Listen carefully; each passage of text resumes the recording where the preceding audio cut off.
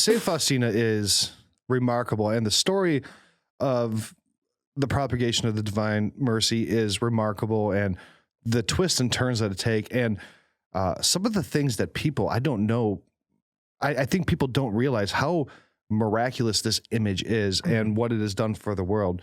So I think let's get back to, and start from the beginning.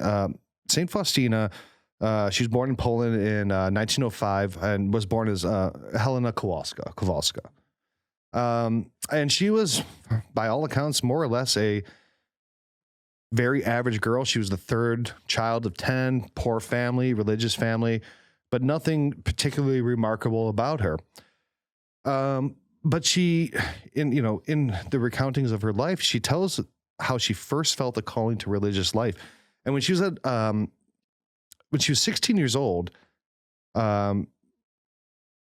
she was at a dance. But even prior to the dance, she had a desire to become a sister from very, very early on, but her father strictly forbade it. And he was very staunchly in the position that she was not to become a nun. And then fast forward, she was obviously very hurt by that. Mm-hmm. But then fast forward to this dance where she had gone for many years feeling very despondent about the fact that she couldn't proceed toward religious life. Yeah, so she went to a dance with her sister, Natalia. And at this dance, she had a vision of Jesus.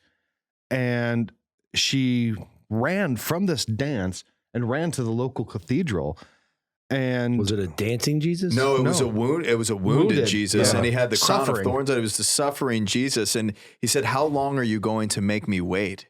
Oh, wow. And imagine that, because this is just a girl at a dance trying to be a normal kid, whatever, has this vision of a suffering Christ, and is so overwhelmed. She runs to the cathedral, for which I can only imagine was her response of looking for I need to get to a holy place. And there she recounts that Jesus said, "Leave immediately and go to Warsaw and join a convent."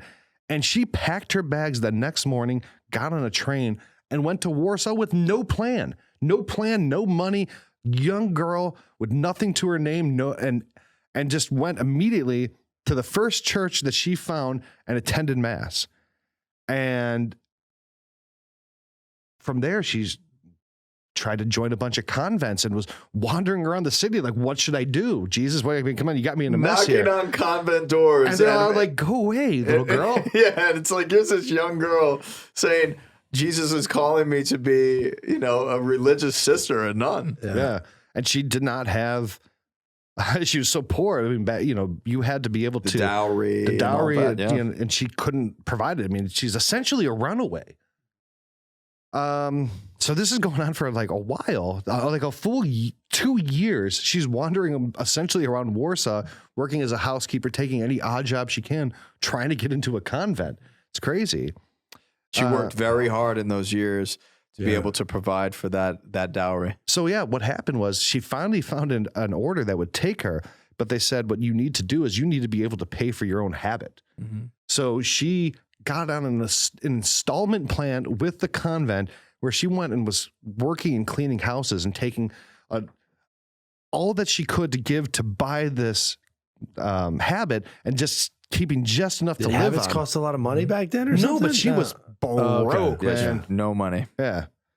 But finally she was, she entered into the congregation of the Sisters of Our Lady of Mercy, and on April 30th, 1926, she finally received her habit and took the name of Sister Maria Faustina of the Blessed Sacrament. And in 1929, she took her first religious vows as a nun.